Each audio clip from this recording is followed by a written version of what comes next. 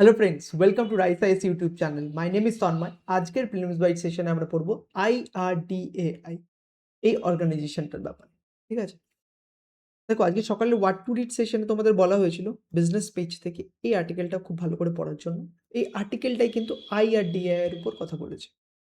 কি বলছে? IRDAI approve India AS framework for insurers. ঠিক আছে, এবার তোমরা জিজ্ঞাসা করতে পারো আমাকে, আচ্ছা অর্গানাইজেশনের উপর কি কোয়েশ্চেন জিজ্ঞাসা করে ইউপিএসসি? তার জন্য কিন্তু আমি দেখো দুটো কোয়েশ্চেন নিয়ে এসেছি, তোমাদের দেখাতে চাই। দুটোই 2025 এর কোয়েশ্চেন। কি কোয়েশ্চেন, কি জিজ্ঞাসা করেছে? With reference to the Government of India consider the following. Organisation দিয়েছে, ফাংশন দিয়েছে, কোন মিনিস্ট্রি আন্ডারে এটা ওয়ার্ক করে। ঠিক আছে, এখানে দেখো আরেকটা, এটা থ্রি, নাম্বার থ্রিতে জিজ্ঞাসা করেছে। 57-এ যে আবার জিজ্ঞাসা করেছে with reference to India consider the following pair. এখানে অর্গানাইজেশন দিয়েছে আর জাস্ট মিনিস্ট্রি জিজ্ঞাসা করেছে, কোন মিনিস্ট্রির আন্ডারে এই অর্গানাইজেশনগুলো আছে। তোমরা বুঝতে পারছো যে অর্গানাইজেশন কিন্তু খুব ইম্পর্টেন্ট। এর আগেও কিন্তু টি বোর্ডের উপরেও কিন্তু কোয়েশ্চেন জিজ্ঞাসা করেছে যে টি বোর্ডের হেডকোয়ার্টার কোথায়। ঠিক আছে, তো মানে যদিও কোয়েশ্চেনটা ওয়ান লাইনের ছিল না, স্টেটমেন্টের মধ্যে ছিল, বাট ওই অপশনটা যদি জানতে যে টি বোর্ডের হেডকোয়ার্টার কোথায়, তোমরা কিন্তু কোয়েশ্চেনটা সলভ করতে পারো। তো সিমিলারলি দেখো পঁচিশেও তোমরা দেখতে পাচ্ছ অর্গানাইজেশনের উপর কিন্তু ইউপিএসসি কোয়েশ্চেন জিজ্ঞাসা করছে। তো কোনো অর্গানাইজেশন যদি নিউজে থাকে, ঠিক আছে, তাহলে কিন্তু, আর সেটা যদি ইকোনমিক অর্গানাইজেশন হয়, তাহলে কিন্তু আমাদের সেটা খুব ভালো করে পড়তে হবে। ঠিক আছে, প্রিলিমসে কিন্তু কোয়েশ্চেন আসতে পারে। তো সেই কনসেপ্টটা মাথায় রেখেই, সেই লিঙ্কেজটা মাথায় রেখেই কিন্তু আজকে আমাদের টপিক নিয়ে এসেছি IRDA। ঠিক আছে, কোন কোন ডাইমেনশনে আমরা টপিকটাকে ডিসকাস করবো? প্রথমে কনটেক্সট দেখে নেবো, স্ট্যাটুটারি ফ্রেমওয়ার্ক আর অরিজিন সম্পর্কে দেখে নেবো।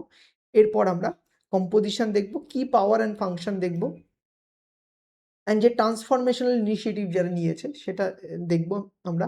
এরপর যে রিসেন্ট রেগুলেটরি আপডেট হয়েছে সেটা দেখে কিন্তু আমরা এই টপিকটাকে ভালোভাবে বুঝে নেব। এরপরে এর উপর বেস করে কিন্তু একটা প্র্যাকটিস এমসিকিউ আছে, যেটা কিন্তু তোমাদের সলভ করতে হবে, তখনই বোঝা যাবে তোমাদের কতটা আন্ডারস্ট্যান্ডিং ক্লিয়ার হবে। কনটেক্সট দেখো সিম্পল, কি হয়েছে? IRDAI ইন্ডিয়ার যে ইন্স্যুরেন্স কোম্পানি আছে তাদেরকে ইন্ডিয়ান অ্যাকাউন্টিং স্ট্যান্ডার্ড এটা কিন্তু অ্যাডপ্ট করার জন্য বলেছে। এটাই লেখা আছে দেখো এই আর্টিকেলটাতে, IRDAI approve India as framework for insurance. ঠিক আছে, আর এই April 1, 2026 এই টাইম থেকে কিন্তু এই ফ্রেমওয়ার্ক কিন্তু অ্যাপ্লিকেবল হয়ে যাবে। ঠিক আছে, আর এটা কেন করা হয়েছে আমরা ডিটেলসে জানবো, বাট তা সত্ত্বেও জেনে রাখো যে আমাদের যে অ্যাকাউন্টিং সিস্টেম সেটাকে মোর গ্লোবাল কম্প্যাটেবিলিটি বাড়ানোর জন্য আমাদের কিন্তু এটা করা হয়েছে। এর ফলে কি হচ্ছে, আমরা চাচ্ছি যে মোর ইন্টারন্যাশনাল প্লেয়ার আমাদের যাতে ইন্স্যুরেন্স সেক্টরে যাতে আসুক। এর ফলে আমাদের যে টার্গেটটা আছে, দেখো এখানে একটা টার্গেট লেখা আছে, ইন্স্যুরেন্স ফর অল বাই 2047, সেটা কিন্তু অ্যাচিভ করতে আমাদের হেল্প হবে। বোঝা গেল? এরপর যেটা আমাদের জেনে নিতে হবে যে স্ট্যাটুটারি ফ্রেমওয়ার্ক আর অরিজিন IRDAI এর ব্যাপারে। দেখো প্রথমে আমরা জেনে নেবো IRDAI কি না। এটা কিন্তু একটা অ্যাপেক্স বডি। অ্যাপেক্স বডি কি করে? আমাদের যে ইন্স্যুরেন্স সেক্টর আছে সেটাকে পুরোটাকে সুপারভাইজ করে এই পার্টিকুলার অর্গানাইজেশন। কি নাম? IRDAI। ঠিক আছে, আর কবে এস্টাবলিশড হয়েছিল? এইটা দেখো, মালহোত্রা কমিটি আছে, তার রিকমেন্ডেশনের উপর বেস করে কিন্তু এটি কিন্তু এস্টাবলিশড হয়। আর এটি কিন্তু একটা স্ট্যাটুটারি বডি। স্ট্যাটুটারি বডি মানে কি? যে কোন একটি অ্যাক্টের দ্বারা এই বডিটাকে তৈরি করা হয়েছিল। তো এই ক্ষেত্রে কোন অ্যাক্টের দ্বারা? IRDAI অ্যাক্ট 1999 দ্বারা। স্ট্যাটুটারি বডি, আর এটা কিন্তু অটোনমাস। হেডকোয়ার্টার কোথায়? প্রথমে নিউ দিল্লি ছিল, এখন শিফট করে হায়দ্রাবাদে কিন্তু করা হয়েছে 2001-এ। আর মিনিস্ট্রির উপর তোমরা দেখতে পাচ্ছ কোশ্চেন আসে। নোডাল মিনিস্ট্রি কি আছে? Ministry of finance. দেখো এখানে দেখেছো কোশ্চেন, দেখেছো? Organisation union ministry. IRDAI কোন মিনিস্ট্রি? Ministry of finance. বোঝা গেল? বেসিক ইনফরমেশন যেটা কিন্তু তোমাদের জেনে রাখতে হবে। এরপর কম্পোজিশন আমরা যদি আসি, যে সেকশন 4 অফ IRDAI অ্যাক্ট কম্পোজিশনের কথা বলেছে। 10 মেম্বার টিম থাকবে, একজন চেয়ারপারসন থাকবে, 5 জন হোল টাইম মেম্বার থাকবে, আর 4 জন পার্ট টাইম মেম্বার, 1 + 5 + 4। ঠিক আছে, আচ্ছা কি ফাংশন আর পাওয়ার কি আছে?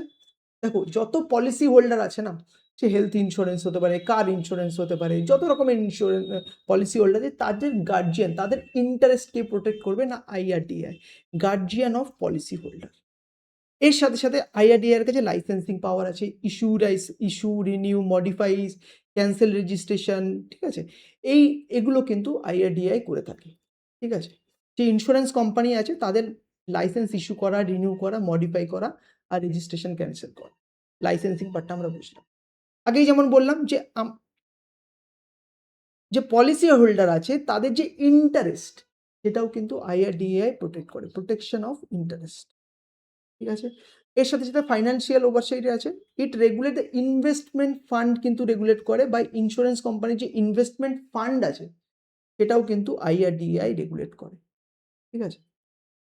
আর এর সাথে সাথে এডুকেশনও পাওয়ারও আছে, যে ইন্স্যুরার্স, ইন্টারমিডিয়েটারি, ইন্স্যুরেন্স ইন্টারমিডিয়েটারি এদের মধ্যে যখন কোনো ডিসপিউট হয়ে যাবে, সেই ডিসপিউটও রিজলভ করতে কিন্তু IRDAI কিন্তু একটা ইম্পর্টেন্ট রোল প্লে করে। এর জন্য কিন্তু এডুকেশন পাওয়ারও আছে। এইবার আমরা এটা দেখে নিই যে কি ট্রান্সফরমেশনাল স্টেপ IRDAI নিয়েছে, যার সাহায্যে আমরা ইন্স্যুরেন্স ফর অল বাই 2047 আমাদের যে গোলটা আছে সেটা পূরণ করতে পারবো। IRDAI না 3টে পিলার ইন্ট্রোডিউস করেছে, বীমা সুগম, বীমা বাহক আর বীমা বিস্তার।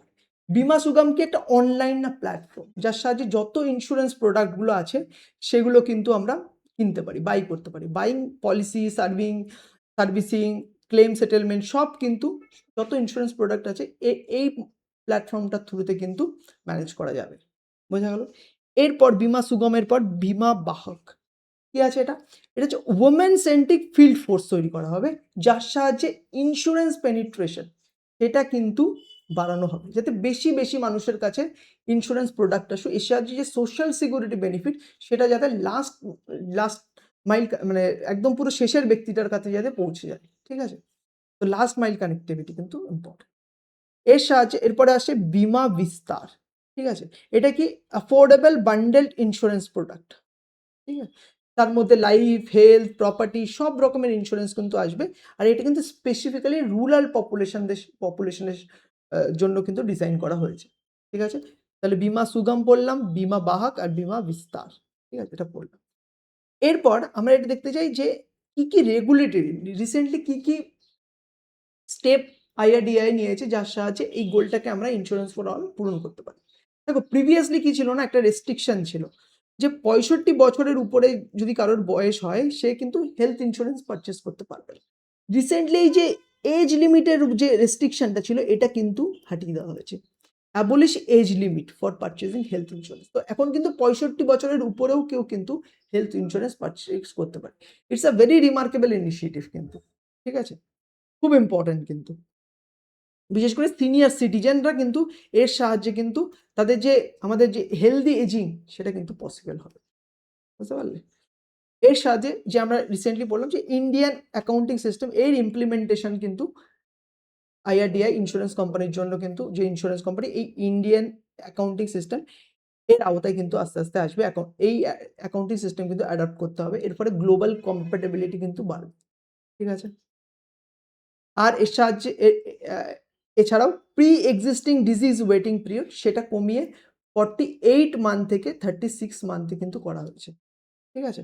তো এই জিনিসগুলো কিন্তু ইম্পর্টেন্ট। প্রথম কথা এই পয়েন্টটা খুব ভালো করে মনে রাখবে। এই 65 ইয়ার্সের যে এজ রেস্ট্রিকশন সেটা রিমুভ করা হয়েছে।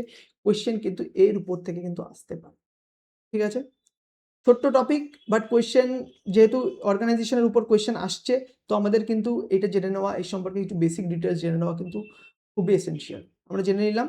এরপর আমরা এই পার্টিকুলার যে কোয়েশ্চেনটা আছে সেটা সলভ করব। With reference two insurance regulatory development authority of India consider the following step. কোয়েশ্চেনটা সলভ করো আর কমেন্ট সেকশনে যে আমাদের আনসারটা জানো। ঠিক আছে? তোমরা যারা সেম আর্টিকেলটাকে বেঙ্গলিতে পড়তে চাও, বাংলা ভাষায় পড়তে চাও, তারা রাইসাইসের ওয়েবসাইটে চলে যাবে। যে সেম আর্টিকেলটা কিন্তু তোমরা বাংলাতেও পড়তে পারবে। তো তোমরা যে মিডিয়ামে কমফোর্টেবল সে মিডিয়ামে আর্টিকেলটা পড়বে। পড়ে একটা কমপ্লিট পিকচার ডেভেলপ করে নেবে, কমপ্লিট ক্ল্যারিটি ডেভেলপ করে নেবে। কোনো কোয়েশ্চেন যদি ফার্দার থাকে আমাদের কমেন্ট সেকশনে এসে জানাবে। আমাদের টিম কিন্তু তোমাদের হেল্প করবে। ঠিক আছে? Thank you so much for attending this particular discussion and all the very best for your upcoming prelims exam. Thank you student.